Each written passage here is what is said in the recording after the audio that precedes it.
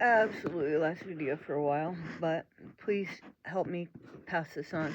The autistic community is talking, and they are speaking, and they are telling you their needs and what's going on and how they feel and what stimulations and stuff they have. They're talking. Are you listening? If you want to know what's going on within the autistic community and what their needs and what things that they could use help with, and if you want to hear what autistic people feel and think from themselves, for themselves, them speaking for themselves, then in your search bar, put in autistic adult. Among the people that I've seen that I've found so far that I'm really interested in is Toren Wolf.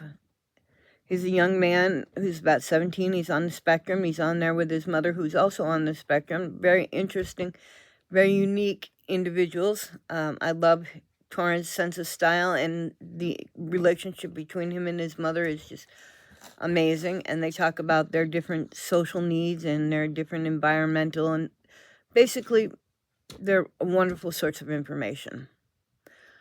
Now there are the TED Talks. Those are also a great source of information. One of the ones I found really interesting is what it's really like to have autism with Ethan Lisi, L-I-S-I. There was another TED Talk that I thought was really interesting, and that's Sex Lives of Autistic People. You know, anybody that thinks that Nicholas Godejohn was capable of rape, you really need to go watch this, because you'll understand why he keeps saying he couldn't get it, he couldn't fully follow through. Orion Kelly, gives you a good idea of what it's like to be autistic and approaching sex. So you really should watch this. It explains a lot from an adult male's view on sex and what it's like, and, the guilt and the odd feelings that come with it. So, for anybody saying, oh, he raped me and all he wanted was sex, well, no, she's feeding you a misinterpretation.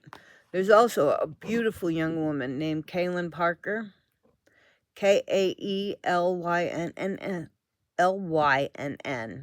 Parker.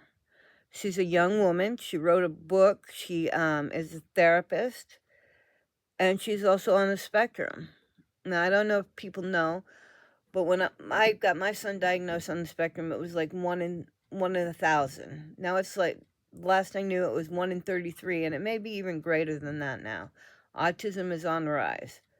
So we need to learn how to speak to these individuals and teach our children how to speak to them and interact with them. Because it's important that we all get along. We've got to share one world. And they're part of our world. And what a beautiful part of our world if you just get to know them.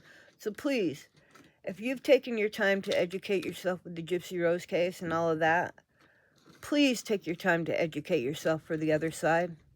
Take a few moments and spend some time getting to know what it might be like to be autistic.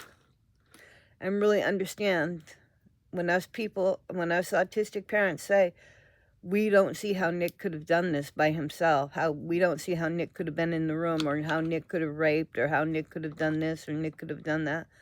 This is why. Please take a moment and educate yourself. I challenge you.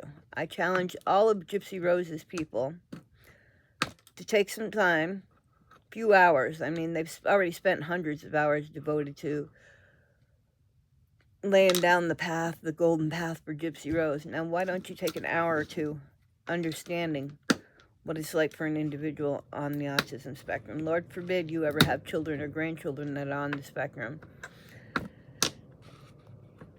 And the world don't understand them. So please, I'm begging you, please. The autistic people are speaking. Open up your ears. Open up your eyes. Listen. Take in what they have to say.